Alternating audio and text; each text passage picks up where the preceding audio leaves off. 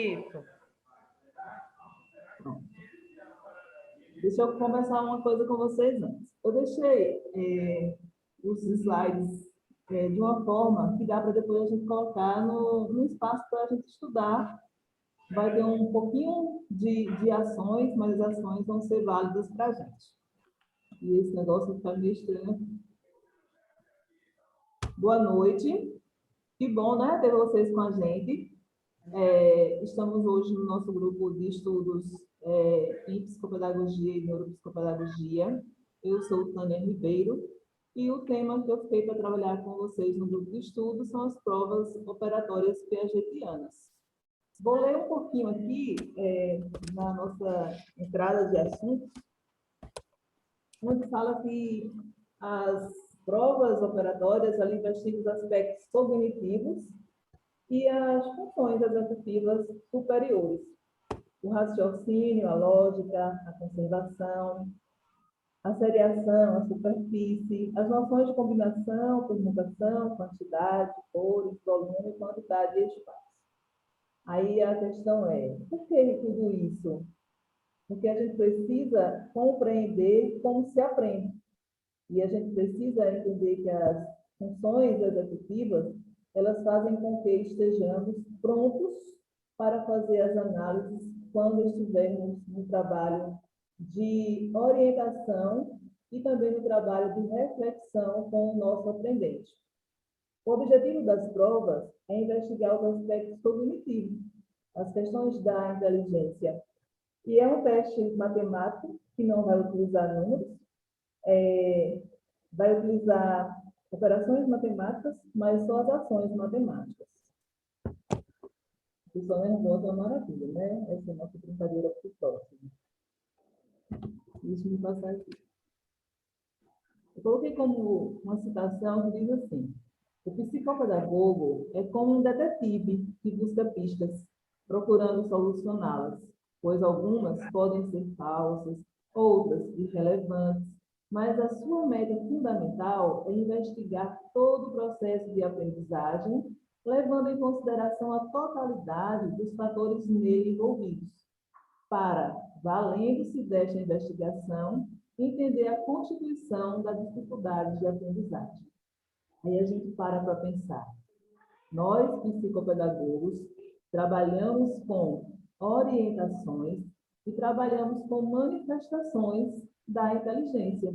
Por isso, trabalhamos com a questão da dificuldade de aprendizagem. Algumas crianças, alguns aprendentes, não conseguem ter essa noção dos valores matemáticos.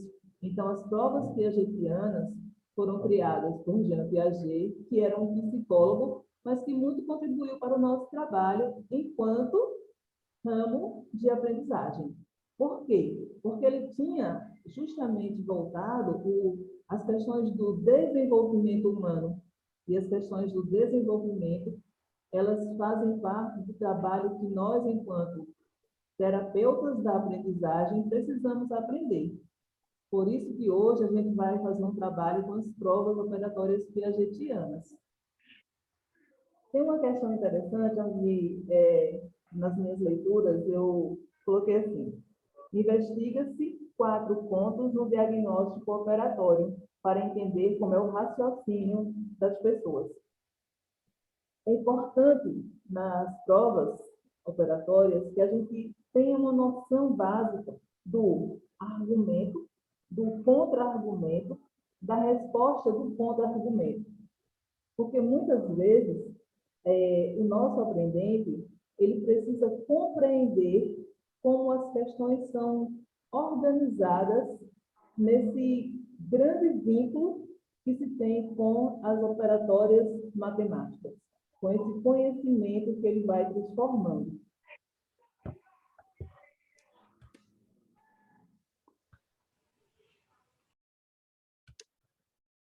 Durante a aplicação das provas operatórias, o psicopedagogo deverá fazer registros detalhados dos procedimentos do aprendente, observando e anotando suas falas, atitudes, soluções que dá às questões, seus argumentos e juízos.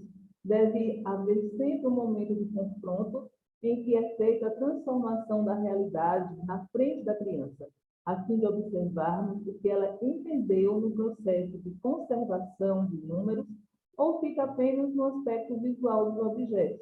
Isso será fundamental para a interpretação das condutas. Eu quero parar um pouquinho nesse ponto, porque é um ponto muito valioso. A gente começa a questionar como que a criança compreende as questões matemáticas. Quando lá ele fala sobre os argumentos, e a gente mostra para a criança a questão das fichas, que esse é maior que esse é menor que esse, a gente descobre que tudo que a criança, que o nosso aprendente tem hoje, ele vai conseguir fazer um plano maior na aprendizagem quando as colocações que ele já teve prévias sustentam que ele vai ter futuro. Então, se ele aprendeu o que é recortar, o que é colar, e você começa a falar com ele de forma subjetiva, ele já abstrai esse conhecimento. Ele já abstrai o conceito de número, o conceito de frente, verso, de mais, de menos. Está me ouvindo, Rosalie? Não? Ela não está ouvindo, não. Ela está com algum problema no microfone. Ai, Jesus.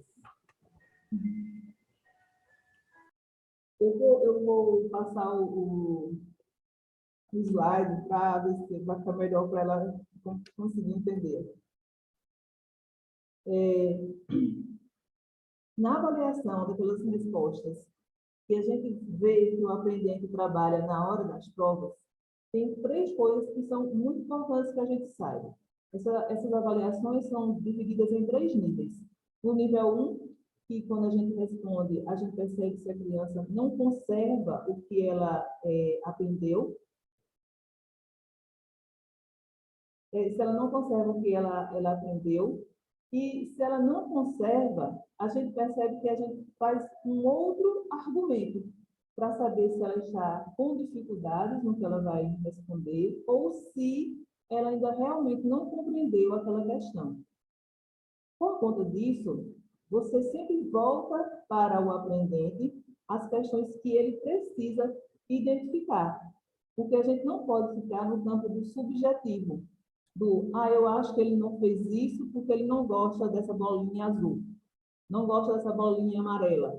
Então, a gente precisa fazer uma demarcação para que ele demonstre que aprendeu sem que ele tenha um vacilo nessa aprendizagem. Ficou claro?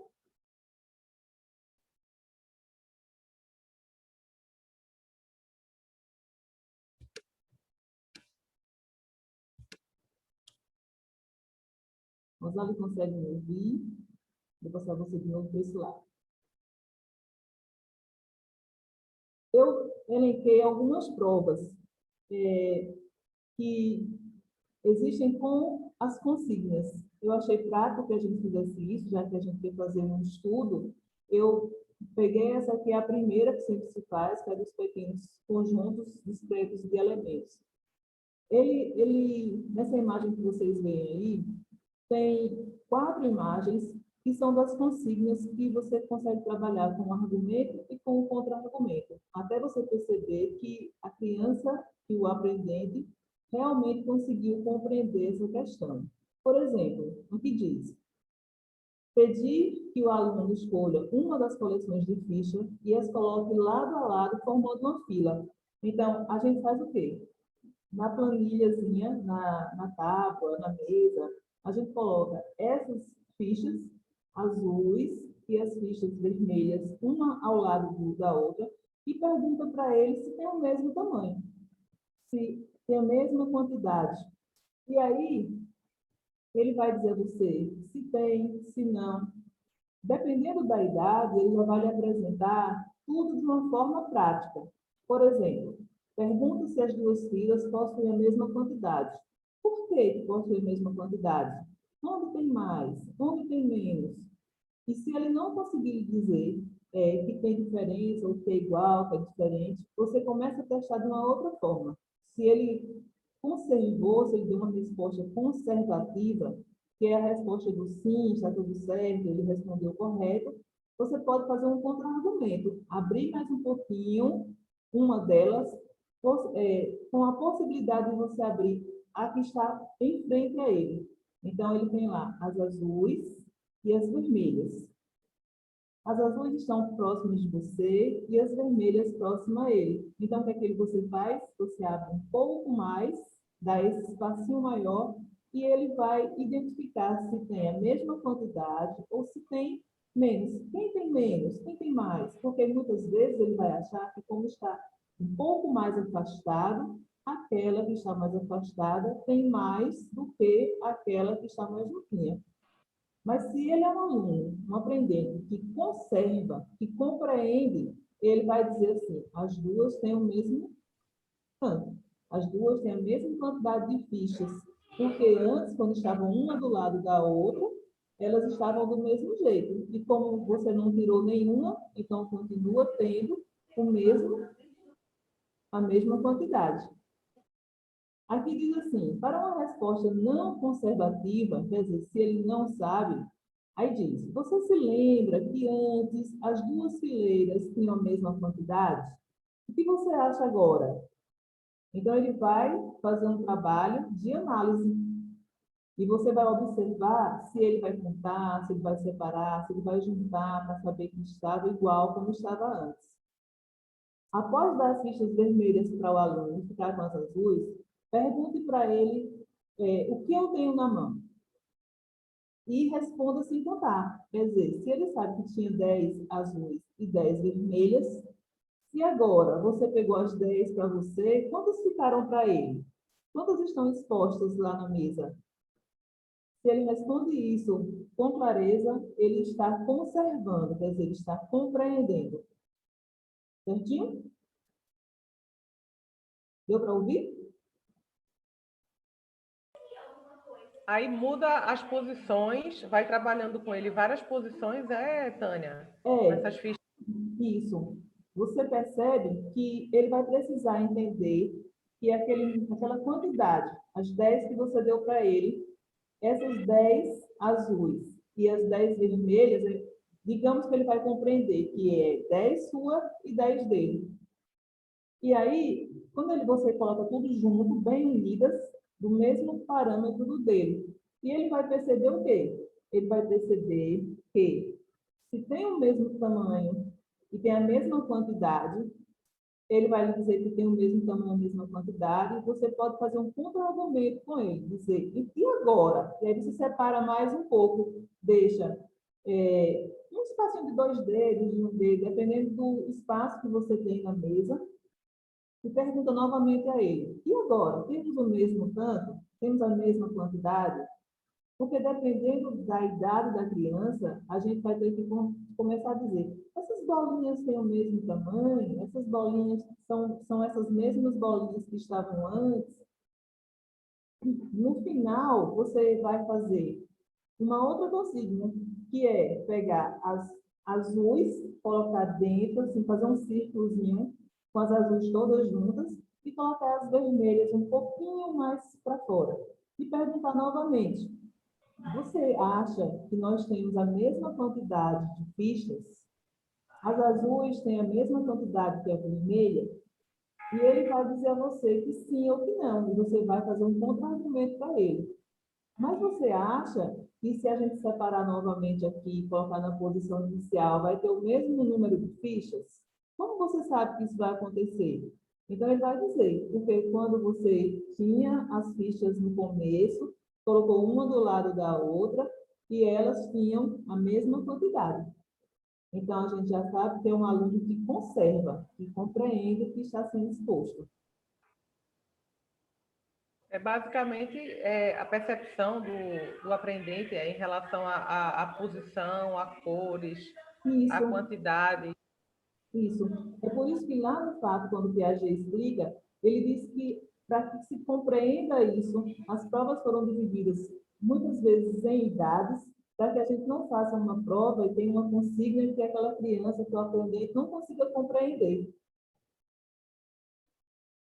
É aquele nível que a gente tem da percepção do real e do abstrato. Você não pode perguntar para uma criança. Por exemplo, a gente aprendeu isso, né? Se eu falar para vocês agora assim, gente, comi um suco de limão, o que acontece com vocês? Tomou o quê? Um suco de limão? Sim. Acontece conosco uma reação orgânica. A nossa boca, a gente sabe o sabor que tem o limão, a gente sabe que o limão é ácido, então a boca da gente enche de água.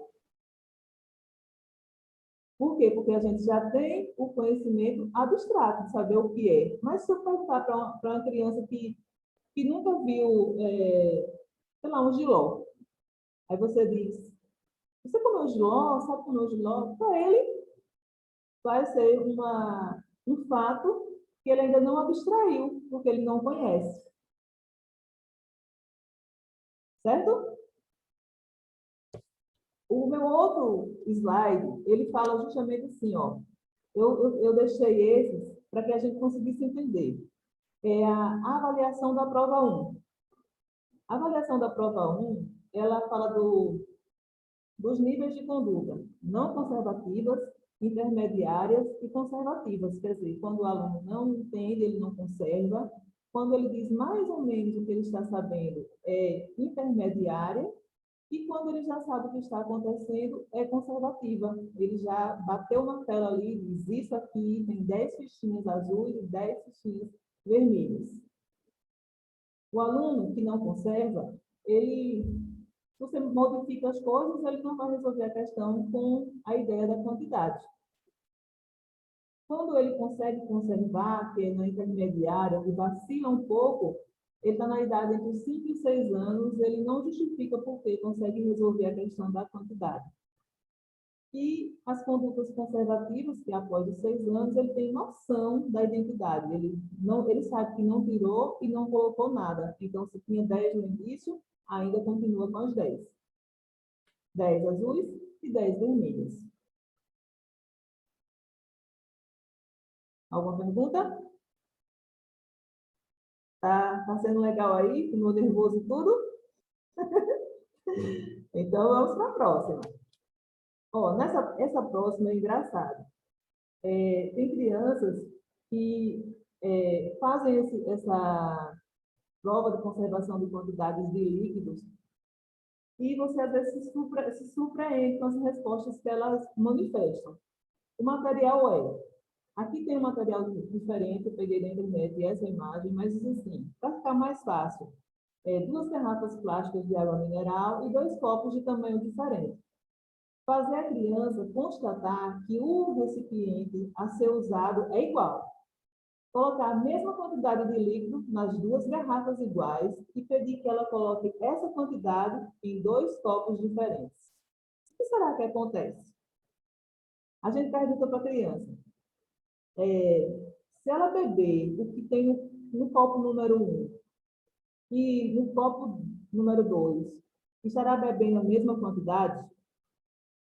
Se você disser assim, olha, eu vou encher esses 2 copos e eu vou colocar aqui um do lado do outro, você acha que tem a mesma quantidade? Se você beber um pouco, deixar um pouco, vai ficar a mesma quantidade para os 2 copos? E você pode modificar a atividade para o uso de copos iguais e garrafas diferentes. Coloca a água em 2 copos iguais e passa para as 2 garrafas diferentes e faz a mesma pergunta. O que será que eles vão responder? Dependendo da idade, ele vai dizer que na garrafa maior, que vai ficar com menos água, tem diferença da outra, né? Por que será que ele vai dizer isso?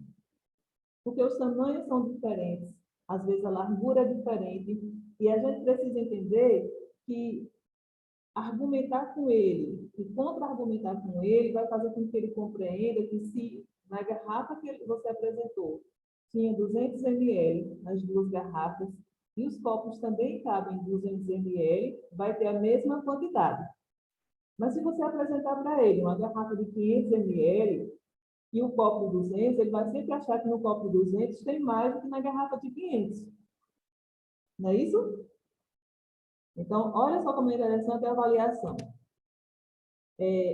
A criança de 5 e 6 anos, ela tem julgamentos oscilantes entre a conservação, porque predomina não conservação, porque ele vai verificar justamente que em uma hora um tem mais, na outra hora o outro tem menos. A criança de 6 a 7 anos, ela oscila nas respostas. Ela faz uma contra-argumentação, melhora a justificativa, mas em algum momento ainda não é muito claro, porque você mudou o tamanho, tem mais aqui, menos aqui, então ela fica naquela, sabe, naquele espaço do, será que eu vou responder certo? Será que isso é realmente o que eu estou querendo fazer? E aí existe a noção conservativa, que é aquela do apoio. A criança, ela realiza a operação e justifica logo. Ela já tem mais de 7 anos. E ela já consegue ter uma compreensão melhor. E se a criança tem TOD, que não aceita nada, reclama de tudo, como é que vai ficar para justificar? A gente vai ter que buscar uma forma de dizer para ele que algumas coisas são como a gente quer e as outras coisas não. E a gente sabe que isso não é fácil. E é por conta disso que existem trabalhos de especialidades para tratar com essas crianças que têm o TOD. É muito bom se tocar nisso, porque algumas mães acham que é birra, que o menino é chato. Na escola, a professora acha que é aquele que não quer fazer as coisas porque é dengado em casa. E aí, quando você para analisar, você diz assim, se eu der essa garrafa para essa criança, uma maior e uma menor. Ele é capaz de jogar na minha cara e dizer que não é assim, porque o tamanho é diferente e a quantidade de água também. Então, a gente tem que buscar formas de fazer o trabalho de acordo com a necessidade que o nosso aprendente tem.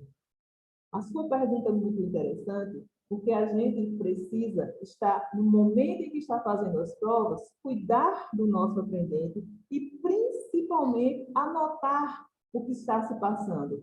Porque essa revelação do todo já faz com que a gente busque também uma outra ajuda. Às vezes, a gente tem uma outra atividade que não vai fazer com que ele corra um risco de se machucar, porque muitas vezes pode ter aquela percepção de que estão me contrariando, né?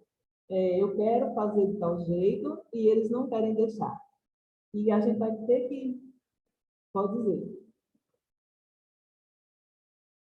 e a gente vai ter que começar a fazer mais um trabalho diversificado com essa criança, com esse aprendente. Que trabalho diversificado pode ser esse? A gente vai trabalhar com ele em atividades mais de manuseio de massinhas, para que ele entenda que aquilo que foi tirado é mais e o outro é menos, porque a conservação do líquido, ele pode muito bem dizer que esse copo tem mais, porque na minha casa eu tenho um copo desse tamanho, e eu encho ele de água, e depois, quando eu bebo um pouquinho, é só um pouquinho a menos. Porque ele vai querer ser sempre opositor, né?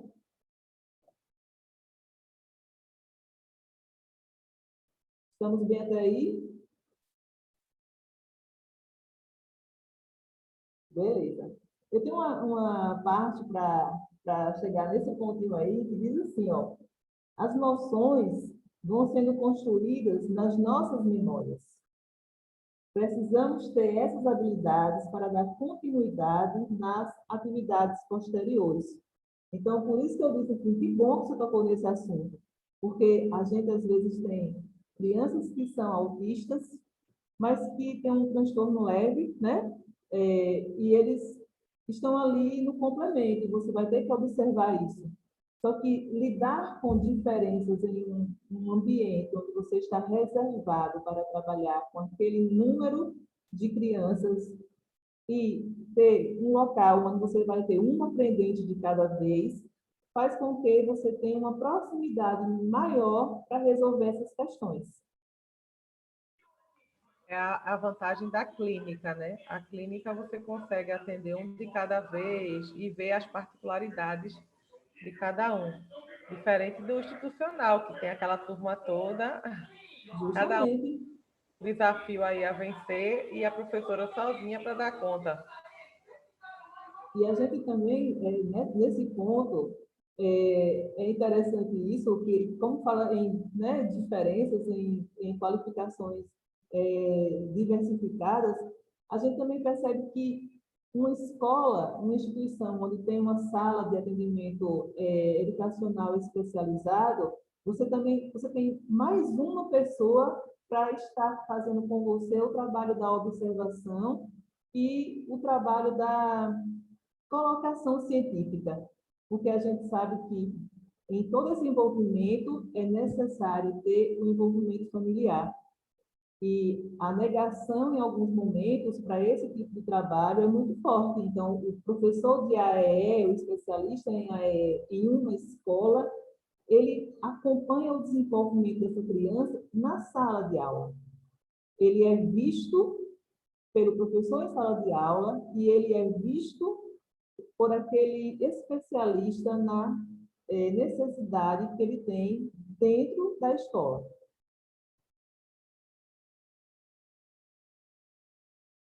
Posso para o outro? Muito bom. Pode.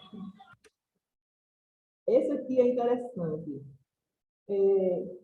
Essa aqui é aquela que você vai passar a observar e anotar muito mais. Porque você imagina, você tem duas massas de modelar no pote. Você faz as duas massas de modelar de tamanho igual. E pergunta para a criança, se fossem bolos e nós fôssemos comer essas duas, teriam a mesma quantidade? O que devo fazer para ficarem iguais? Então, você faz uma mais amassadinha, né? Assim, tipo um modelinho de coxinha, mais arredondado, e a outra um pouquinho mais esticadinha. Dependendo da idade, ele vai dizer que aquela que é mais reconchuchuda tem mais, né? E aquela mais fininha, tipo pizza ali, tem menos. É mais comprida, mas é mais estreita. É igual quando a gente vai fazer a festa do aniversário, né? Você pode ter separado aquele pedaço do bolo, do ladinho do recheio, mas tem gente que gosta de comer o meio do bolo. E dizem que o meio do bolo é melhor, porque o recheio do meio do bolo é aquele que você bota o recheio e dá aquela apertadinha, né? Então, ali tem mais segurança.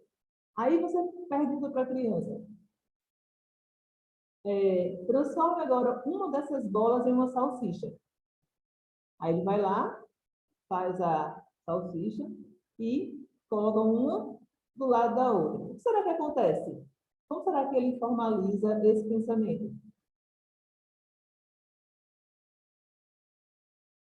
E a gente pergunta para a criança, será que tem a mesma quantidade na bola e na salsicha?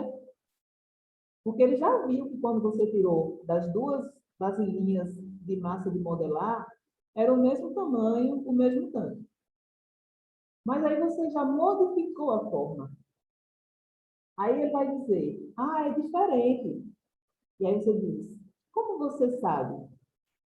O outro diz, não, é igual, estava tudo no pote. Aí tirou do pote, fez uma mais arredondada, fez uma salsicha, mas tem o mesmo tanto. Aí você novamente faz o contra-argumento. Mas a salsicha é mais comprida que a bola. Ela é mais comprida que a bola? Ela tem a mesma quantidade? Como será que a criança vai reagir se você saber assim? Mas você não lembra que antes, quando estava lá no potinho, elas tinham a mesma quantidade? Aí agora que eu fiz uma bolinha mais achatada e fiz uma bolinha mais redondinha, será que elas ficaram diferentes nas quantidades? Será que elas têm um peso parecido? Se a criança conserva, se é uma criança que tem a idade de já aprender isso, ela vai lhe dizer, tem o mesmo tamanho, só mudou a forma. Ah, é uma mais gordinha e uma mais achatadinha, mas é o mesmo tanto. Se eu colocar dentro do vasilhame, vai ter o mesmo tanto. E se eu transformar a salsicha em bola? Aí tá lá, você tá com a salsicha aqui, né? Vai lá, transforma em bola, põe do lado da outra bola que já existe e pergunta, e agora? Quem tem mais? E ele vai lhe dizer, não, é o mesmo tanto. Aí você pergunta, e se eu fizer salsicha de novo? Por que é importante isso? Isso é importante porque você precisa desenvolver naquela criança a ideia de quantidade. A ideia de quantidade, algumas vezes, é muito específica, você está vendo, assim, tipo, eu tenho uma caneta. Só que agora eu tenho outra.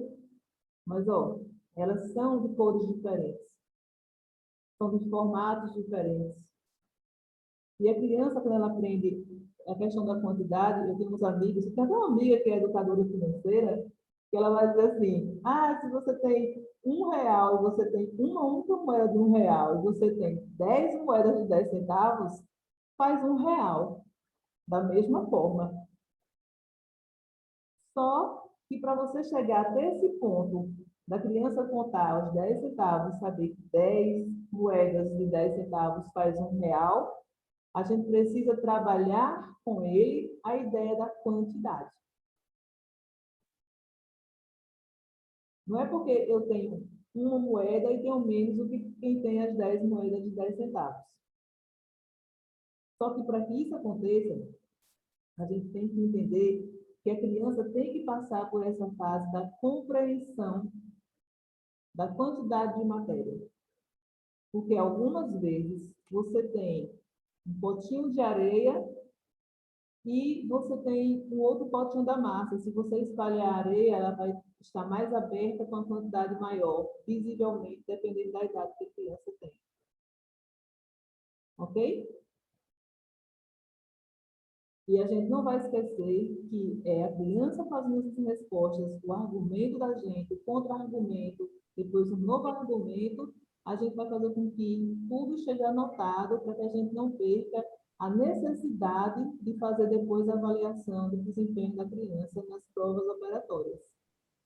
Argumento, contra-argumento e o quê? Eu não entendi.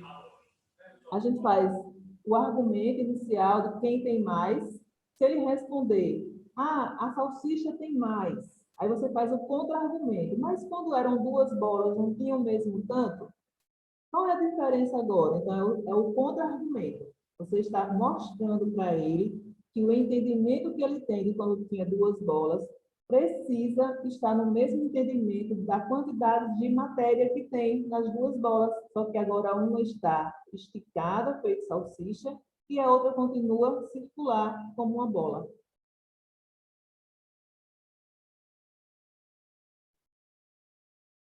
Ficou legal? Aí aqui, ó, a avaliação. Diz assim, nas condutas não conservativas, as crianças com 5 anos conseguem conservar quando muda a bola, mesmo com a contra-argumentação. E nas de 6 anos, eles julgam que é igual ou diferente, mas muda com a contra-argumentação. Se você diz, mas será que são iguais mesmo? Será que é a mesma forma, mesmo tendo mudado, será que é a mesma coisa? Por mais que ele responda certo, de 5 anos responda que é do mesmo jeito, só fez esticar um pouquinho. Mas a gente precisa fazer a contra-argumentação para saber se ele não está respondendo de qualquer jeito. A gente precisa ter sempre a certeza que aquele conhecimento foi realmente compreendido. E aí, na conservação, quando ele já conserva, de acordo com as orientações de Piaget, a partir dos 7 anos, ele realiza a conservação e justifica. Ele diz, olha, tem o mesmo tanto, porque quando eram duas bolinhas, só fez esticar, a outra fez uma salsicha, mas quando embolou tudo de novo, continuou sendo duas bolas, e quando colocou na vasilhinha, continua tendo a mesma quantidade. E também com essa prova dá para trabalhar a questão até do diálogo, né? Da fala, ver se a criança se expressa bem, né? Avalia de acordo aí com a anamnese, com as questões que os pais levantarem, né? Isso aí vai conversar bastante com ele, né? Se for uma criança que participe, que responda, mas se for uma mais travadinha, eu acho que a gente pena. Inclusive, quando você colocou a questão do TOD, eu me lembrei dessa prova, porque a gente pode, em sequência com essa atividade, sair fazendo bolinhas menores, para ele entender que aquelas duas grandes podem se transformar em menores. E enquanto ele está fazendo bolinhas menores, você está percebendo como é que ele está tratando aquele material.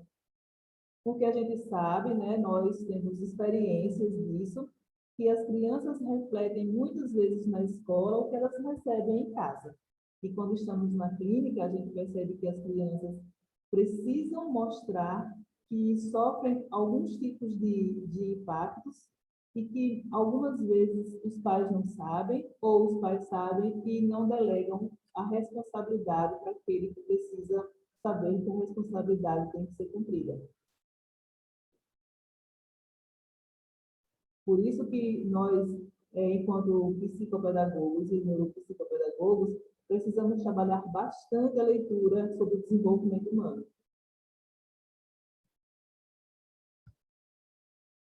Posso passar? Tá.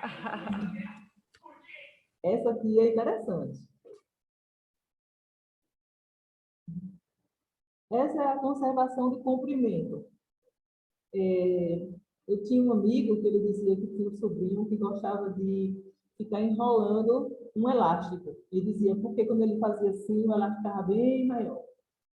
E aí ele disse, esse menino tem algum problema, porque o elástico, ele tinha isso aqui de elástico, e quando ele puxava, ele sabia que ficava mais largo. E ele queria que quando soltasse, ficasse do tamanho maior. E aí aqui diz assim, 2 fitas de 15 centímetros e 10 centímetros. Mostra as 2 fitas, sendo uma mais larga e uma mais estreita. Perguntar para o aluno, se na estrada A gente vai caminhar a mesma coisa que na estrada B, porque uma vai estar reta e a outra vai estar com a curvinha. Será que ele vai ter ideia de que as duas têm o mesmo tamanho? Será que ele vai ter ideia que aqui tem 15 centímetros, é a que está feita uma curvinha, para que fique do mesmo tamanho que a de 10 centímetros? Aí ele diz, deforme as fitas e pergunte se a formiguinha vai caminhar a mesma coisa se caminhar nas 2 estradas. O que é que vocês acham? Que depois de fazer as curvas, ele entender que tem um que é um tamanho maior que o outro e que só está do mesmo tamanho porque está feito uma curvinha. Será que ele consegue compreender isso naturalmente?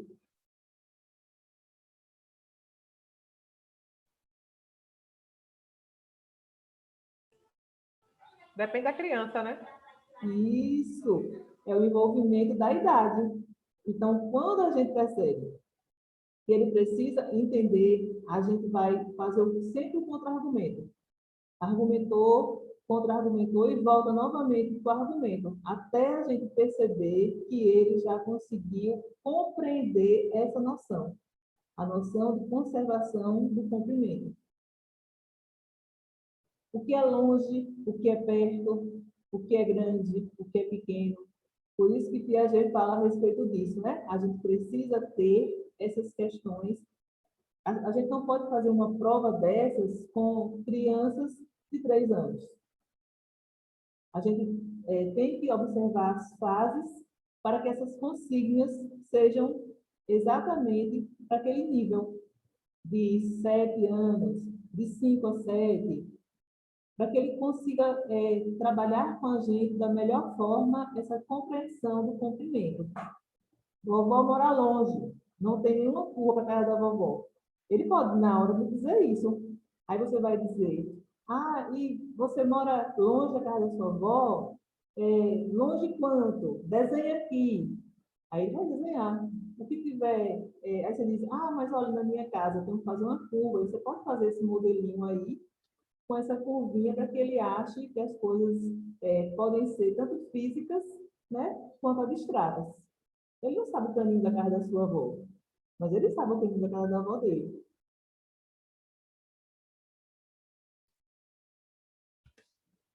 Aqui diz, ó, no nível 1, as condutas não conservativas, os aprendentes até 6 anos, quando transformadas as fitas, ele não conserva e não justifica.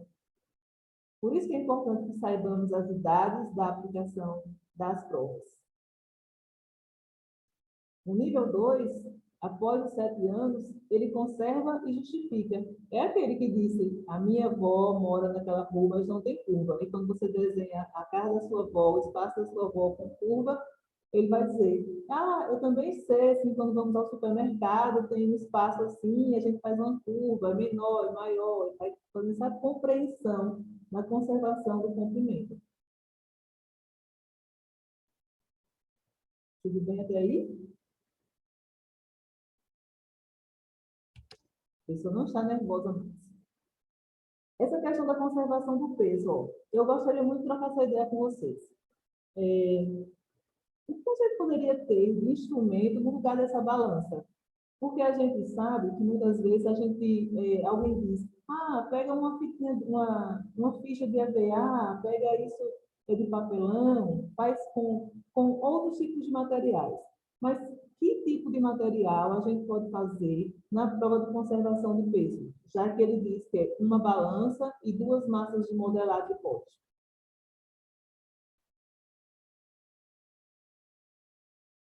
A gente tem como criar um objeto que se transforme em uma balança se a gente está numa escola que não tem esses recursos. A gente foi lá fazer um trabalho e a gente quer fazer uma experiência. Que tipo de material a gente vai usar para substituir a balança? Vai para uma gangorra, um lápis assim. Isso, ó. Isso mesmo. Você vai pegar um material, madeirinha, né? Coloca ali, você pode pegar algo que seja roliço embaixo, fazer uma base, né? E colocar, vai ter a mesma quantidade de um lado do outro, ou quando você for separando, ele vai conseguir compreender isso. A gente precisa lembrar que estamos passando por adaptações, né? E estas adaptações, elas necessitam da compreensão do nosso ambiente. Então, não podemos deixar de fazer um trabalho que a criança, naquele momento, está precisando muito para que a gente consiga ter um diagnóstico estruturado e ter que esperar outro dia ou uma outra coisa para que a gente consiga uma balança. E aqui diz assim, ó, o professor utiliza a balança mostrando, com auxílio de diferentes materiais, como é o uso da balança. O examinador dá para o aluno 2 pedaços de massa de modelar e pede que faça 2 bolas. Usa a balança para mostrar o peso. Logicamente, a gente vai compreender e ele vai entender que o mais pesado vai estar mais próximo do chão, da mesa, da base, né? E o mais leve vai subir. A gente diz, vamos transformar uma das bolas em uma salsicha? Está lá, as 2 redondinhas, a gente percebe que o peso. Será que quando colocar uma transformada em salsicha, ele vai achar que vai pesar mais? Será que se a cor for a mesma, ele vai dizer, tem o mesmo peso, só mudou a cor? Será? A gente precisa fazer um contra-argumento. E é interessante que é sempre levando em consideração matemática. Isso. Tânia, a maior parte desses testes até agora é matemática pura. Porque as provas operatórias, elas vão fazer com que a gente perceba um nível de visão que o nosso aprendente tem e um nível de abstração. Por isso que eu digo mais uma vez, a gente precisa compreender a fase que a criança está, a idade que ela está, para que as provas sejam aplicadas da maneira mais próxima da idade dele. Para entender se ele conserva ou se ele não conserva, se ele consegue estruturar o conhecimento que ele tem, já partindo do que ele já aprendeu antes. Um exemplo prático. Antes, as crianças entravam para a escola aos 7 anos, né? Então, aos 7 anos, ia começar a aprender um monte de coisa. Hoje, as crianças já no berçário, já sabem, até observando aquela Dora, né? O que é para cima, levanta o braço, baixa o braço, para cima, para baixo, para um lado, para o outro. Então, essas questões, elas já vão começando a ficar no desenvolvimento cerebral. Por isso que a gente precisa lembrar que é importante fazer o argumento e o contra-argumento. Não vai aceitar a primeira resposta dele. Vamos novamente fazer uma outra trajetória para descobrir se ele não está adivinhando, se ele não está pegando aquela informação da prova anterior e colocando nessa. Porque tem mais, porque tem menos, porque é mais pesado, porque é mais leve. Então, a gente precisa compreender a importância que tem esse significado da conservação de peso, mesmo que a gente faça com outro tipo de objeto que não seja a balança em si, mas que ele consegue compreender que tem o mesmo efeito. Só mudou o utensílio, só mudou o material. Mas a ação de peso da bola, da salsicha, ela faz uma diferença no comprometimento que ele vai ter em aprender essa noção da conservação do peso. Aqui diz, depois transforma uma das bolas em salsicha e pergunta, você pensa que a salsicha pesa a mesma coisa que a bola ou é mais pesada? Porque é diferente dizer, você acha, você está vendo, né? Então, assim, eu penso que a salsicha é mais pesada. Aí você pergunta, por quê? Porque ela é maior. Só que ele vai lembrar, dependendo da fase, se ele fez antes das outras provas, ele vai lembrar que ser maior ou menor não vai fazer muita diferença aí. Porque se eu juntar novamente, fizer novamente a bola, ela continua tendo o mesmo peso da outra.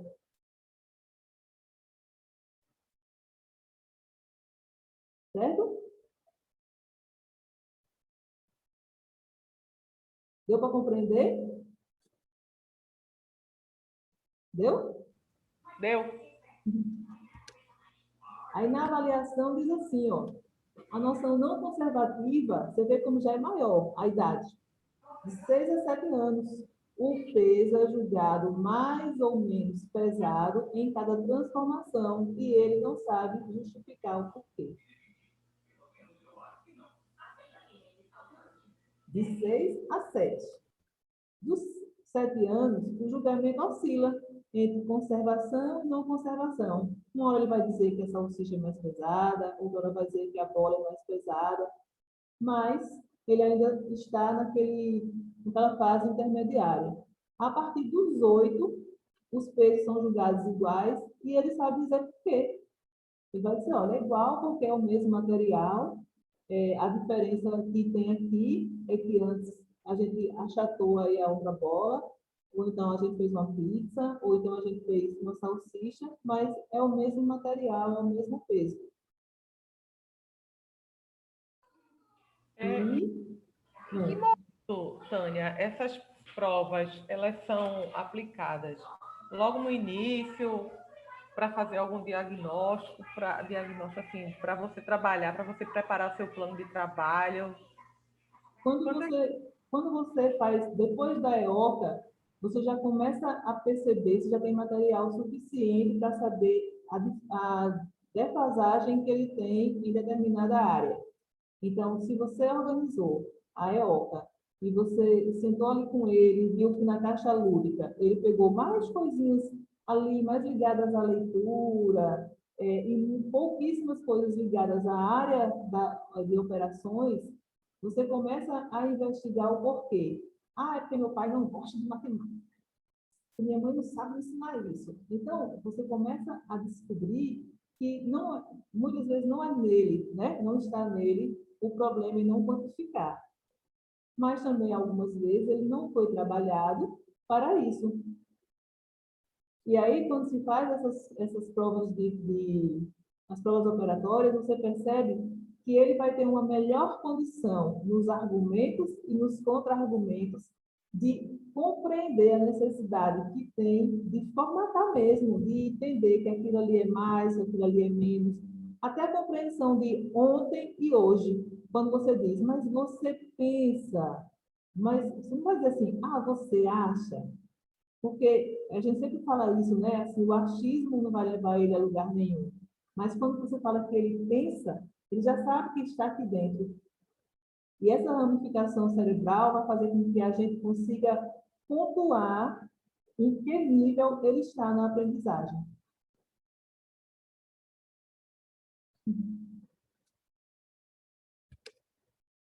Essa de conservação de volumes, ela tem uma parte que eu acho interessante, que é justamente quando você faz a ideia de que a criança vai perceber melhor que você. Porque, tem mais coisas, mas você vai conservar algo. Mas o interessante é que só você que está fazendo a prova vai perceber a diferença.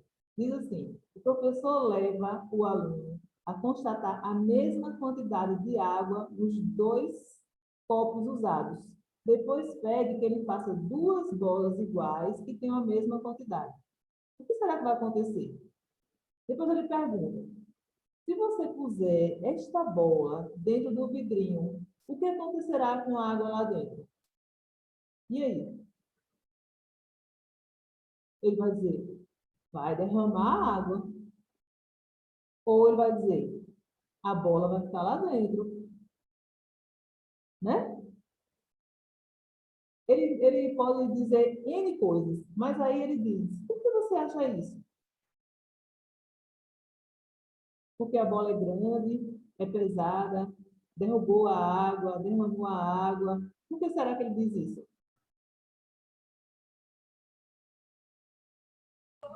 Sempre argumentando, né? Contra-argumentando o que ele fala, né? Justamente. Aí diz, se você colocar água no outro vidrinho, a água subirá o mesmo que esse ou mais. Nessa hora aqui é que é interessante, porque lá em cima diz que é a mesma quantidade de água e é o mesmo tamanho do copo. Por isso que é conservação de volume. A gente não vai pedir que ele jogue a bolinha lá dentro, né? Ele vai colocar a bolinha lá dentro e a gente vai perceber que não vai estar estornando a água, mas que a bola, como é uma massa de modelar, ela é pesada. Então, ela vai ficar lá no fundinho e vai ter a mesma quantidade. Para que ele chegue a dizer isso, ele vai fazer, você vai precisar, ou ele vai precisar, de fazer vários argumentos e vários contra-argumentos. A bola é maior, a bola é menor, você acha que o copo é maior? Vamos colocar ele mais juntinho aqui para ver se é do mesmo tamanho. Vamos separar ele um pouquinho para olhar ele mais de longe. Vamos colocar o dedinho aqui para saber quanto tem de água, né? Então a gente vai sempre fazendo isso. Aí aqui tem. Depois ele transforma em uma salsicha e faz o gesto de colocar no vidro. E pergunta: se eu coloco a salsicha aqui, a água subirá a mesma coisa que no outro copo? Subirá mais ou menos? Ele vai entender o quê? Que se está uma salsicha no copo pequeno, antes quando estava a bola, foi lá para o fundo, agora está aqui, a água não vai ficar tão pesada, né? O espaço não vai ficar tão pesado. E aí a gente vai conseguir trabalhar com ele os conceitos. Depois, a gente, dependendo do contra-argumento, a gente pode fazer o mesmo procedimento com mini pizza ou com bolinhas menores. Isso tudo vai depender da fase em que a criança está, vai depender da idade que a criança tem. E voltamos mais uma vez à questão do TOD, quando chegar nessa fase, se a gente tiver um aprendente com o TOD, com certeza a gente vai ter um campo imenso de observação em relação aos argumentos e aos contra-argumentos. Tá claro? Quando ele diz aqui, ó, você vê como a idade é alta para essa prova? As condutas não conservativas vai dos 8 a 9 anos. Que é o grau de complexidade, né? Justamente. A gente tem que ter o conhecimento desse grau de complexidade para poder escolher, né? A melhor prova para o melhor momento, para a melhor situação. Porque às vezes a gente percebe que o aprendente chega até nós, ele não sabe matemática, ele não conseguiu entender isso, só que ele está com uma necessidade e que não foi avaliada ainda. Como é que ele vai saber conservar um volume se ele não tem ideia de como fazer isso? Aí vai e faz um trabalho desse com uma criança de 6 anos. Então, é por isso que é necessário que a gente compreenda, até para não tirar a autoestima da criança e dizer, não sabe fazer, não fez porque não vai dar certo, o outro já fez, só que o outro é mais velho, o outro tem um ponto de apoio bem mais consistente. Ele já abstrai o que é maior, menor, grande, pequeno, pesado, leve, e a criança de 5, 6 anos, ela não consegue abstrair ainda. Nesse ponto, onde fala dos 10 anos, eles dizem que as respostas variam de acordo com a noção de não conservação e de conservação, e consegue justificar com confiança, mesmo que esteja errado.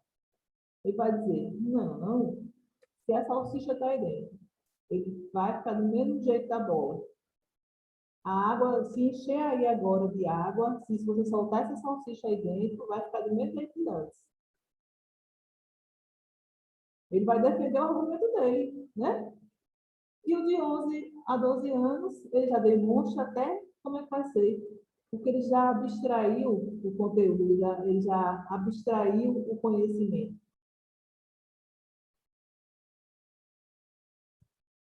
Tá legal até aí? Tranquilas? Tranquilo? Esse daqui é bom. Esse daqui dá para a gente fazer brincando também em casa, viu? Pegar os meninos aí nessa época de pandemia, ó, fazer a mudança de critério, que é a dicotomia. Os círculos azuis, os círculos vermelhos, os quadrados, e aí você distribui essas fichas azuis e vermelhas, as redondas, as quadradas, as pequenas, como está aqui no cantinho da apresentação. E o examinador, no caso, coloca as fichas na mesa e pergunta para o aluno o que ele está vendo. A diferença ó, não é o que eu estou colocando na mesa. O que eu coloquei aqui na mesa? Não tem esse costume de fazer isso, né? Olha, o que eu coloquei aqui para você ver? E, na verdade, é o que você está vendo. É a parte do que você está tocando. É o que você está fazendo. Vai fazer a grande diferença no trabalho que a gente vai ter com as questões operatórias. Você pode juntar todas as fichas que combinam, porque aí você tem círculos, quadrados, uma parte oval, e se você perguntar para ele se ele consegue juntar todas as coisas que combinam, será que ele vai dividir isso só em cores? Ou será que ele vai pegar quadrados, retângulos, círculos e separar ali? E vai estar errado? Não. Não, porque você pediu. Essas peças são 3D, ou são cortadinhas só? Com Eva? São cortadinhas com Eva. Não é 3D?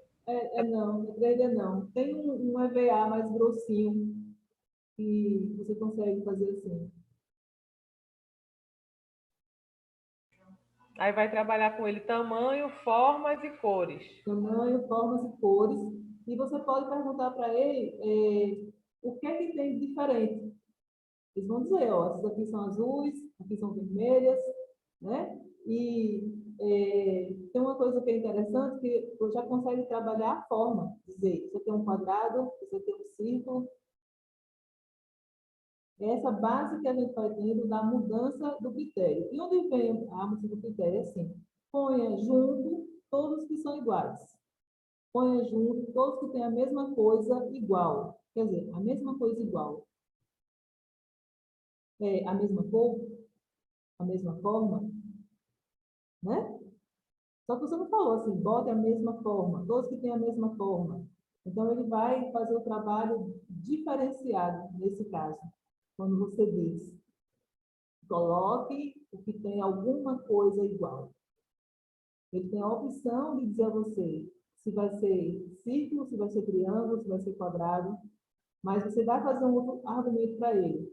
Agora, eu gostaria que você fizesse apenas 2 grupos.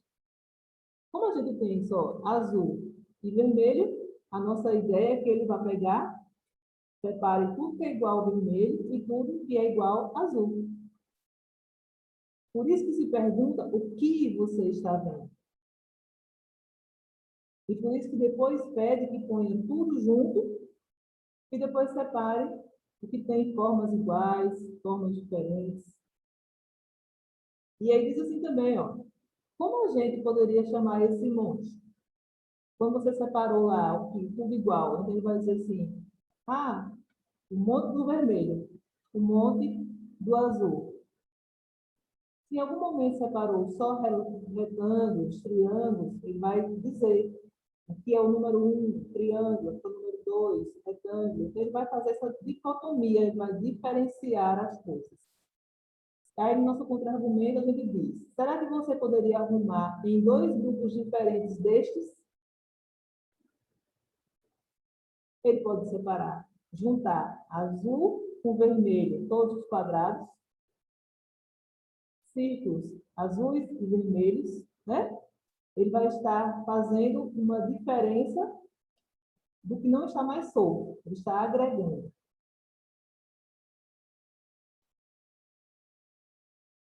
Tudo certo? Está cansativo? Então, vamos à avaliação dessa prova. Tá lá.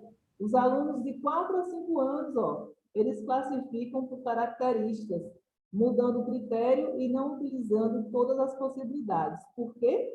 Porque pode ser que de 4 a 5 anos ainda não saibam o que é triângulo, retângulo, mas ele já entende as cores, então pode ser que fique nas coleções da figura, eles consigam separar só por cor. Então, eles ainda não estão naquela fase de conservar.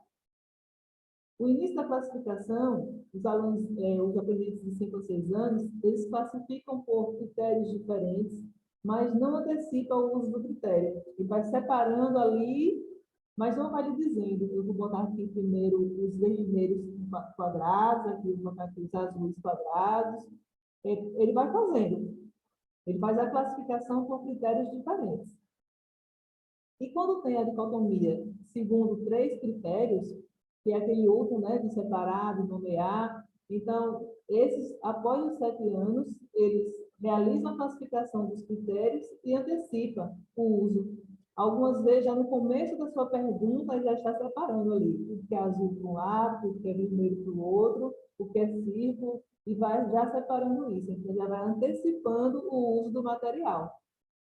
E a senhora analista financeira aí deve ter gostado disso, né? Assim, porque já tem uma diferença no pensamento voltado à matemática.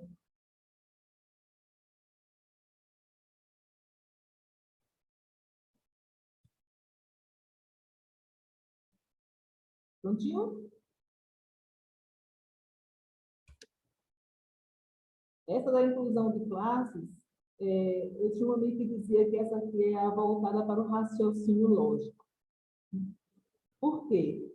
Porque você tem como material um ramalhete com 10 margaridas e um outro com 3 rosas. E diz assim, verifica se a criança conhece o nome das flores a serem usadas. Quais os nomes das flores que você conhece? E aí ele vai dizer, né?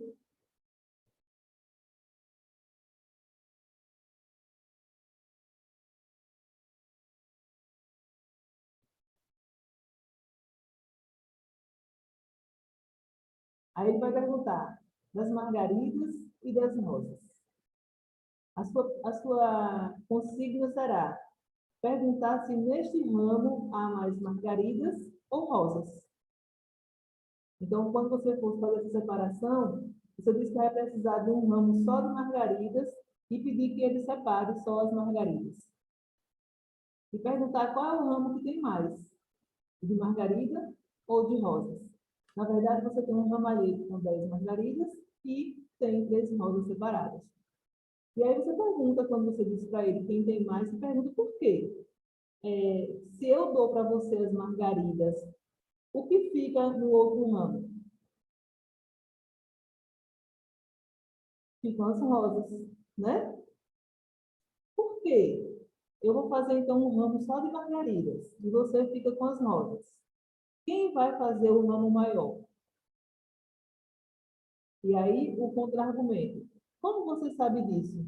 Então, ele vai dizer que tem mais em um e tem menos em outro. Não é isso? Então, é por isso que você tem a questão da inclusão. Você está fazendo uma diversificação desse conhecimento. Você está pedindo que ele separe, você está pedindo que ele junte, está pedindo que ele nomeie.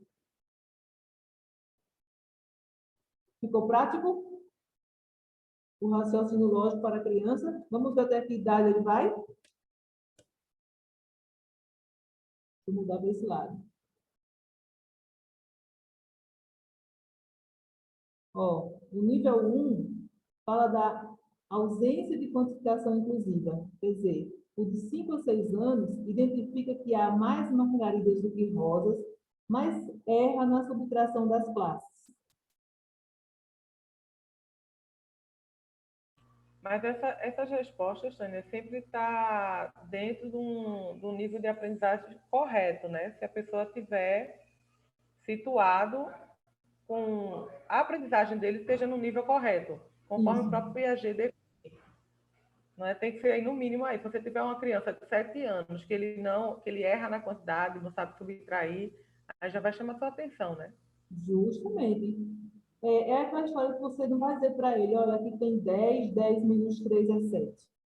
Você vai fazer com que ele consiga perceber que o outro tem 7 a mais que você, ou que você tem 7 a mais que o outro, né? Ou eu tenho menos que você e você tem mais que eu. Essas questões, muitas vezes as crianças, na contra-argumentação, elas se confundem. Justamente como você disse agora, se você não tiver uma idade real, para essas provas, você vai ficar, enquanto instrutor, enquanto orientador, você vai ficar o tempo todo dizendo para ele que aquilo ali ainda não é a resposta que é preciso. Só que ele não tem idade para um outro tipo de resposta. Já os de 7 ou 8 anos respondem corretamente as questões. Por quê? Porque ele já tem uma ideia do que seja as operações.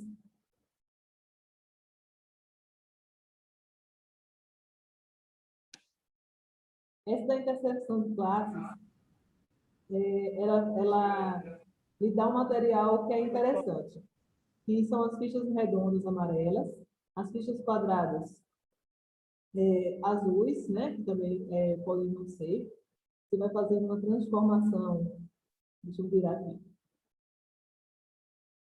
Você tem fichas redondas amarelas, fichas quadradas amarelas, e uma folha de papelão com 2 círculos interligados, sendo um preto e outro azul.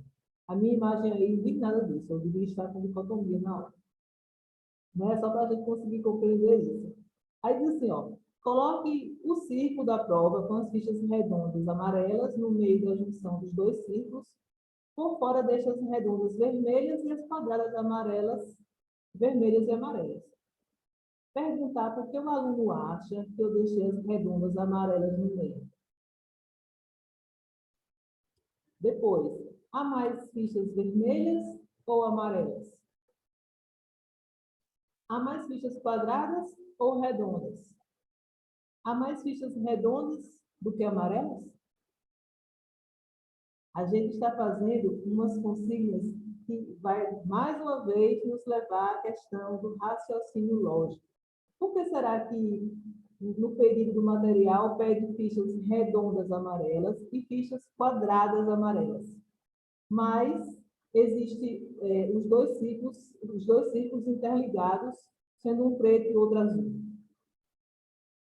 Porque a gente vai começar eles entendam que as coisas podem se juntar, né? Elas podem se misturar, mas nem sempre elas vão ser iguais. Aqui diz, há mais fichas redondas do que amarelas? Como é que você sabe? Aí ele vai dizer, eu contei que tem mais ficha redonda azul do que tem amarelo. Ele pode dizer que também tem mais azuis. Dependendo da faixa que ele está, dependendo da idade que ele está, ele vai lhe dar respostas subjetivas ou objetivas. E você pode dizer para ele, então me mostre onde é que estão as azuis, me mostre qual que tem mais, me mostre. Eu quero que você aponte onde está mais, onde está menos. Entendeu? E na última, na parte do argumento, você já pergunta, o que tem no círculo verde? O que tem no círculo vermelho? E aí ele vai dizer, no verde tem, nessa imagem aí, vamos pela imagem, no círculo verde tem as fichas amarelas e azuis. Por que não passa? Não está fazendo ali uma interseção? E na outra, no vermelho, tem as azuis e também tem azuis no vermelho. Então, o verde tem essas duas cores. Aí, você percebe que na interseção de classe, os meninos de 4 a 5 anos, eles não têm a noção da interseção. A criança. Vou dizer. Pronto, era isso que eu ia perguntar. A criança não tem que ter noção aí de conjunto, de união, de intersecção. Justamente. Aí a gente percebe que essa prova, ela pode ser feita, mas ela não pode ser contada, dizer que ele não conseguiu fazer, né? Que ele não conseguiu desenvolver o conhecimento. Porque ele não está na fase de saber disso com toda a clareza. Ele pode dizer que tem umas azuis aí, tem umas verdes, tem umas amarelas, mas ele pode não dizer a compreensão da interseção e da inclusão. Na realidade, boa noite, vocês. Boa noite. No início eu não estava escutando vocês direito, mas depois, quando eu passei a escutar, eu disse, agora eu estou escutando. Amém. Na realidade é o seguinte, Tânia, eu nunca muito trabalhei com esse tipo de atividade, como eu falei para você, eu não fui professora de educação infantil. Já peguei o Fundamental 1 a partir de terceira e quarta série. Eu sempre trabalhei, depois de terceira e quarta série, aí eu fui para o Fundamental 2, ensino médio. Mas o que acontece?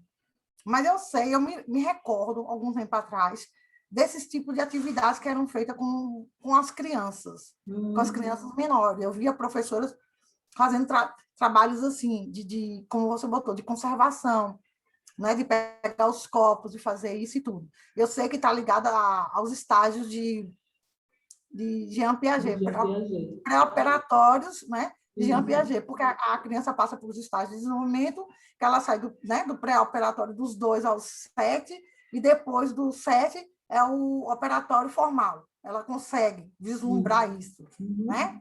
É por isso que a gente trabalha muito com a questão também por exemplo, vai trabalhar uma coisa, você precisa trabalhar com concreto, com as crianças enquanto elas são menores, porque ela precisa também visualizar, não é só a questão de você falar, ela precisa da visualização, porque ela não consegue fazer abstração, não é isso? Isso mesmo. Na realidade, essas atividades, elas são colocadas por um detalhe, porque, assim, praticamente a gente sabe que o Fundamental 1, ele não, eu não gosto nem de usar nem a palavra, não se usa mais nem a palavra reprovação, na realidade, ele não conserva alunos. Educação infantil, as crianças não são conservadas naquela grupo 1, grupo 2, né, vamos supor, elas não são conservadas, elas sempre vão, né, passar dos estágios, né, sair do grupo 1, vai para o grupo 2, grupo 3, grupo 4. Agora, a questão dessas avaliações são feitas por quê? Porque o professor não faz aquela avaliação formal, ele faz relatórios. Os relatórios, eles são individuais, de aluno por aluno.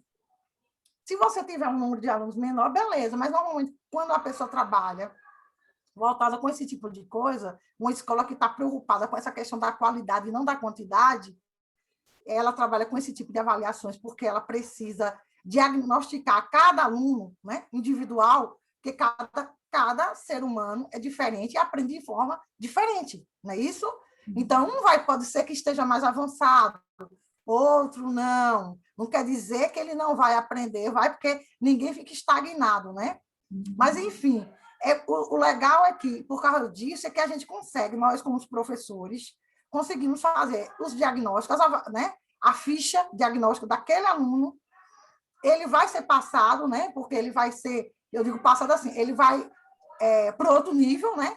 Se sai do nível 1, vai para o nível 2, ele vai passar daquele estágio para o outro, e aquelas fichas de diagnóstico, de relatórios, normalmente os pais assinam, o professor lê para os pais, mas ficam retidos nas escolas. Pelo menos é assim que eu vislumbro a coisa e trabalhei dessa forma.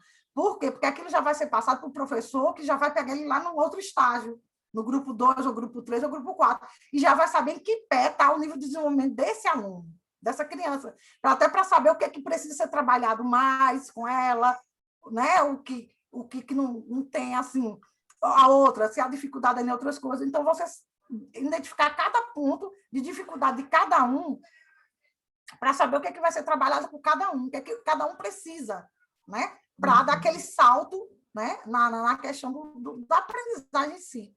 Então, assim, esses estágios, essas avaliações, esses estágios que você colocou de né, operacionais, tem todo o sentido nesse sentido. Assim, o significado de tudo isso é para isso, é para que a escola, os professores, consigam fazer esses diagnósticos de aprendizagem desses alunos, né, para que passe para o outro professor e saber em que pé está a aprendizagem daquela criança.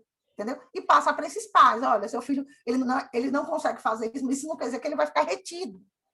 Porque os pais perguntam assim, meu filho vai perder de ano, porque os pais ainda também precisam compreender um pouco mais essas questões da educação. Eles não entendem. Eles pensam assim, que é prova, se meu filho vai ficar reprovado ou aprovado. Na cabeça dos pais é isso. Então, assim, também tem que se fazer todo um trabalho com os pais, não é só com os alunos, com os pais, para que os pais entendam essa questão do que seria o construtivismo, que o construtivismo não é um método, não é uma teoria, que a gente trabalha em cima de teorias e que existe. Então, assim, eu particularmente, graças a Deus, eu tive a felicidade, como eu falei para você, na Escola Piaget, com Paula Múcia. A gente teve quem trabalhou lá, teve essa felicidade de trabalhar em cima de diagnóstico que não tinha avaliação formal. Mas chegou um determinado momento, lá para frente, mesmo que a gente chamava os pais e fazia curso com os pais entenderam o que seria o construtivismo. Mas chegou um determinado momento que foi colocado as avaliações formais, porque assim, mas a gente não ficava só com a avaliação formal. O diagnóstico e ficava com a avaliação formal, só tipo assim, fazer como se fosse um cala-boca para esses pais, entendeu? Porque ele queria ver, era questão de prova, de nota, entendeu? Só que, então você vai, mas assim, Só que a nossa colocação aqui é em relação a como nós, psicopedagogos, vamos receber a criança que tem a queixa da necessidade de fazer as provas operatórias e desenvolver nessa criança o conhecimento dos níveis matemáticos.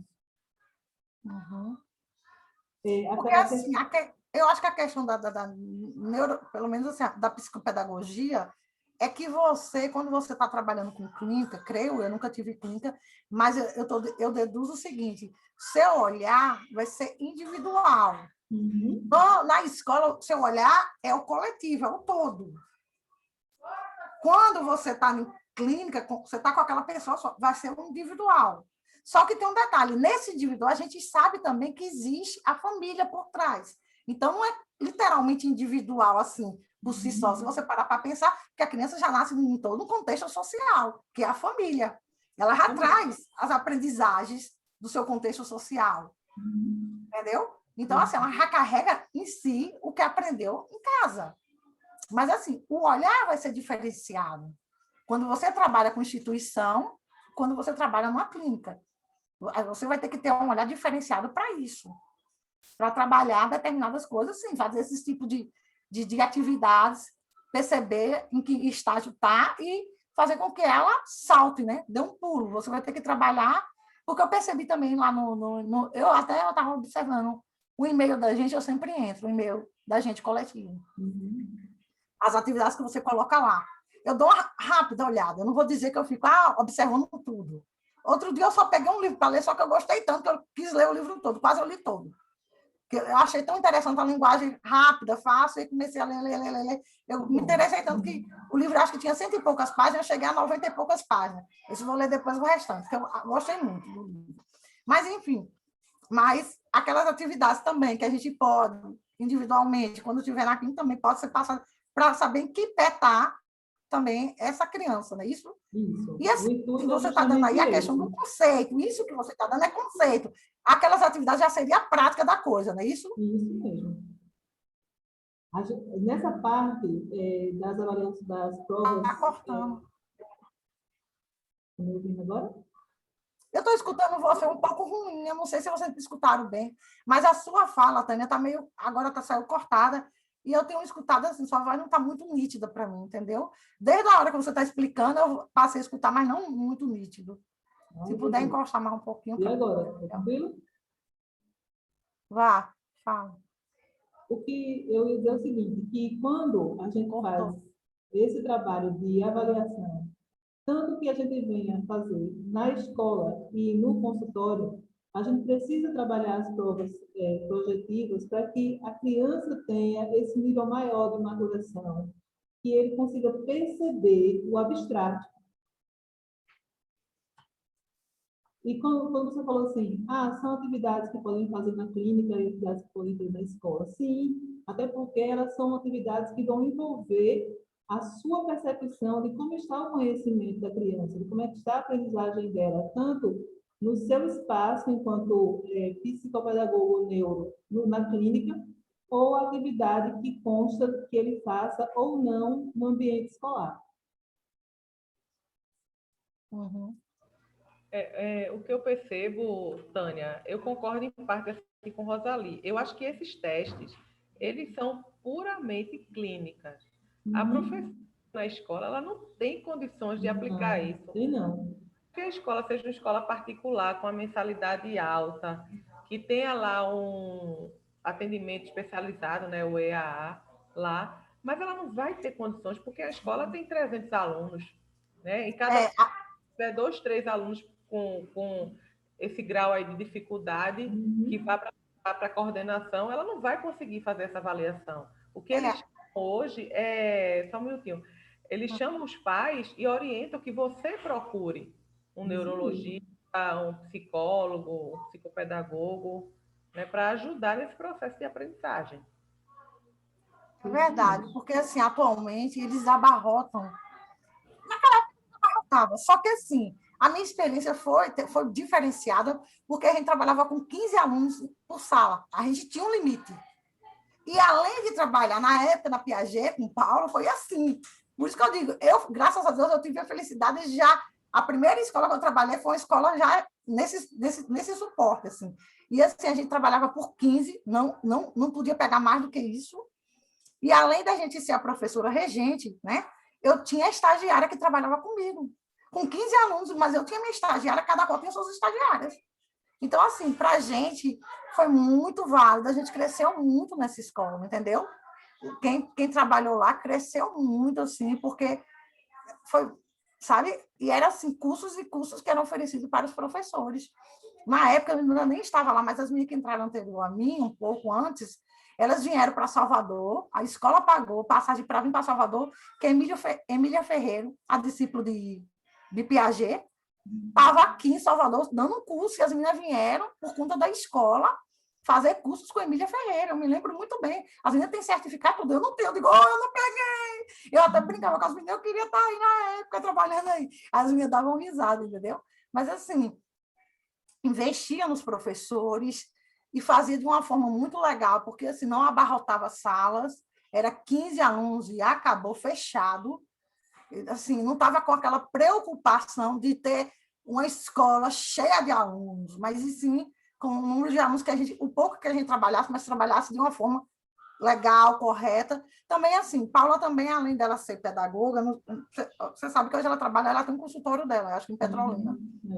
E Paula tinha um filho com deficiência auditiva. Então, ela também tinha essa preocupação, porque o filho dela, ela estava fazendo um processo de inclusão com o Habib na época, que o Habib já é um rapaz, acho que já é formado, já tem faculdade, e ela estava fazendo um processo de inclusão com o Habib. Então, assim, ela acho que tinha um medo de colocar o filho dela em qualquer escola, entendeu? Então, assim, os meninos estudavam conosco, o Mamed e o Habib, os dois filhos dela. E assim, e ela dava todo o preparo. Quem pegava o Habib, né, por ele ter deficiência auditiva, como trabalhar com o Habib, porque o Habib usava o aparelho, mas a gente sabia que ele só escutava o eco, né? Com o aparelho escutava o eco. Você não podia falar, por exemplo, de costa para Habib, você tinha que colocar ele na frente, para ele fazer, sabe? Mas ela fazia também todo um trabalho com fono, com tudo, e ele era lá na sala de aula, e a gente dava aula normal para todos, com ele lá. E assim, e eu acho que também em casa ele tinha um suporte dela, que fez, sim, ele deslanchar também. A conversa está boa, mas eu estou olhando aqui para o tempo de finalização. E deixa eu só perguntar a Rosali, Tânia, essa mensalidade dessa escola era quanto para ter 15 alunos em cada turma? A mensalidade não era caríssima, não. Era uma mensalidade que estava na média de todas as escolas. Era escola particular, não era aquela mensalidade acima, que a gente sabia que o nosso público lá em Juazeiro, o público-alvo, onde a escola estava localizada, que era ali perto da Dires. Não sei se você sabe onde é a Dires, Tânia. Ali, né? Era perto do cemitério, e a gente sabia que o público-alvo eram pessoas também que não tinham, só que era feita toda a divulgação na cidade, no centro da cidade, a gente divulgava, eu divulgava na faculdade e tudo, para puxar alunos para lá. E tinham pais que colocavam, mesmo, né, morando em determinado lugar longeão, mas levava seu filho. Mas a gente sabia também que a gente tinha um público de pessoas que não tinham a condição de pagar uma mensalidade tão cara. Era normal, a média de todas as escolas particulares lá. Normal, não era uma coisa assim como, por exemplo, o GEL, que hoje o GEL, lá em Juazeiro, é uma das escolas mais caras, né? Não é isso? Particular cara. Eu digo isso, que é diferenciada das outras. Não, na época não era, não. Era mais de acordo com as outras, assim, as escolas médias, entendeu? Não era. Só que a gente tinha todo esse trabalho lá e era assim, foi muito bom. Foi uma experiência muito boa. Ok. Eu cresci muito dentro dessa escola. Vamos lá. Essa prova de seriação dos bastonetes, ela é muito prática de se fazer para a criança conseguir compreender. Desculpa. Se ela vai conseguir fazer uma demonstração prática do que é do menor para o maior, do maior para o menor. Essa daí é básica, a gente pode pensar assim, mas não vai ter muita diferença.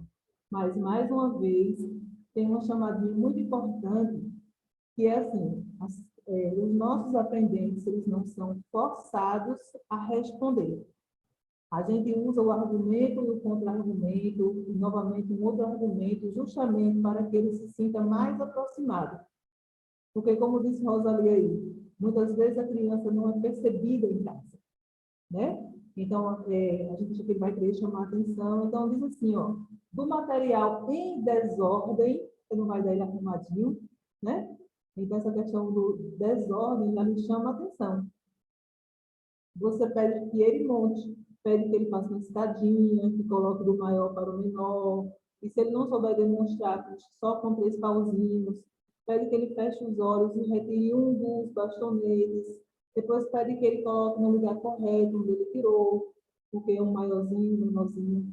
Então, você vai perceber que ele vai tendo esse processo de pensamento de quem é maior, de quem é menor, do que está faltando, certo? Essa é leve. E aqui, ó, a idade é legal. Dos 3 aos 5, ele já pode ter uma dificuldade, ele não compreende ainda toda a proposta, mas já é possível fazer com ele de 3 a 5 anos. O de 5 a 6, ele já compara o que está ali, o que você tirou, onde você vai botar. Pode ser que o de 3 anos coloque em qualquer lugar. E esse outro, que é o êxito obtido pelo método operatório, com 7 anos em diante, eles antecipam os critérios e realizam corretamente a atividade. Esse aqui é bom. Acho que esse aqui é bom para a gente fazer até a gente mesmo como raciocínio lógico. Ficha de cores diferentes. Pede para o aluno fazer essas fichas o maior número de combinações possíveis. Então, tu tem aí 6 fichas de cores diferentes. Tente fazer, a consigna para ele é, tente fazer com as fichinhas todas as duplas que puder. Não pode repetir. É válida fazer a combinação visual com um par. E aí existem as cores das fichas: vermelho, azul, verde, amarelo, laranja e preto. Olha só como é a avaliação. Tem a combinatória dos 11 anos. Tá vendo como ela não é tão fácil? E diz assim, ó, não consegue fazer muitas combinações e não estabelece critérios. Os de 12 anos faz combinações, mas não consegue prever o número de combinações. De 13 anos em diante, chega a descobrir até 30 duplas e justifica as combinações. E os de 12 anos faz permutações e também procura fazer o mesmo trabalho que você percebeu nos outros. Então, aqui diz assim, que na prova 12, que você pode fazer a prova 12, você pode diminuir o tanto de fichas, para que ele possa fazer essas colocações a mais ou a menos.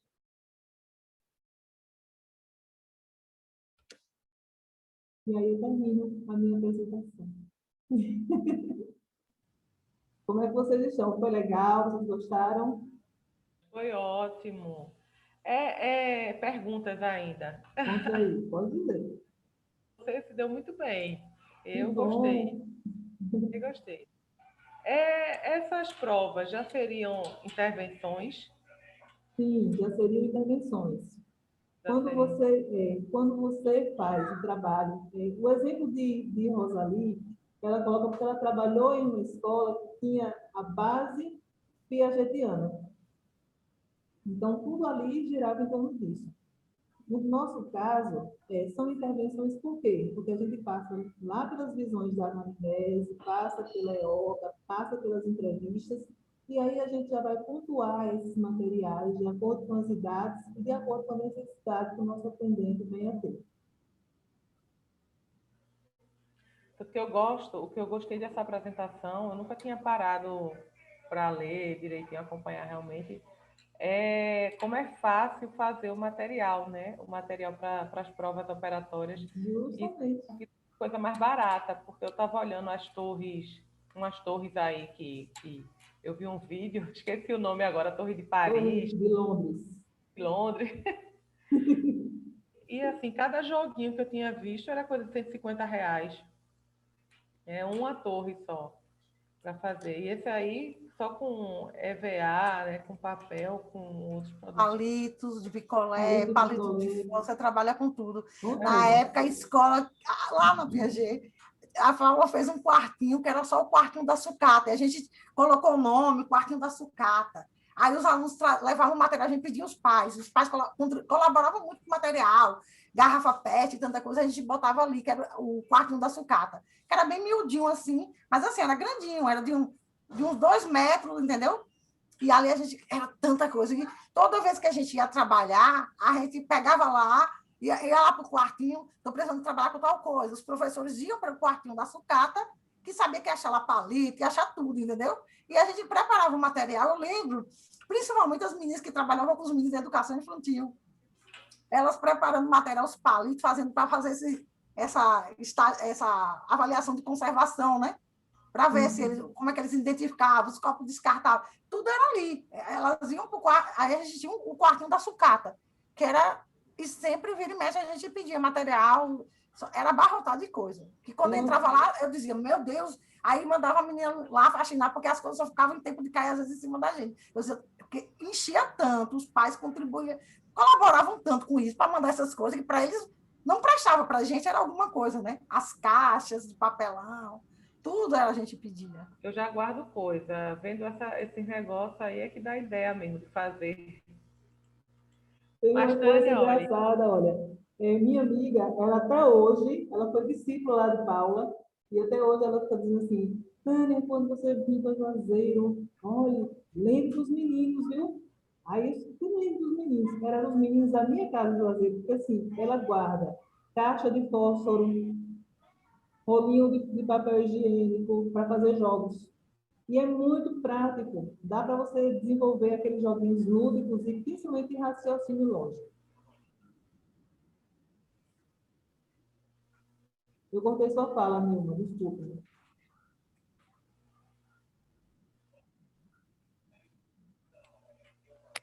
Tânia, parabéns. Venceu o desafio, olha aí. Parabéns, Tânia. Muito obrigada, porque eu acho que eu tive uns 40 Foi de febre. ótima, foi ótimo. Foi bom porque eu nunca mais tinha visto esse conteúdo. Já tem um tempo, eu não vou negar. E eu nunca mais tinha. E aí, recordar é viver, né? É E que aí, você deu meu uma Deus. colaboração muito boa no nosso trabalho, tá vendo? Olha, Aí eu dei uma olhada, meu Deus. Eu vou até pesquisar sobre isso, que eu quero dar uma olhada sobre isso, sobre esses estágios pré-operatórios e operatório, formal, que é a partir do 7. Eu tenho que Pois ver, é, porque.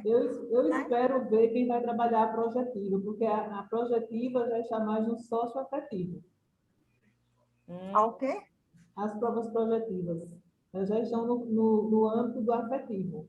As operatórias estão na questão formal do conteúdo matemático, né, do conceito matemático, e as projetivas estão, é aquela do desenho quem mora com você, desenhe a cabeça, você está sem braço, você está aí, você precisa perceber, avaliar. As projetivas são interessantes. agora vamos esperar quem é que vai se habilitar para a próxima semana, né? Oh! Sério? Não. Ai, ai, eu só Olha, fiquei vendo. depois, Quem se depois, de, depois de Tânia, que aprendeu tudo esses dias, que eu estava com o material todo montado, como o Nilma sabe, e eu perdi tudo, e foi assim, desastroso. E assim, de ontem para hoje eu consegui fazer isso aí, e hoje à tarde eu disse assim, gente, alguém tem que me explicar como entra nesse negócio.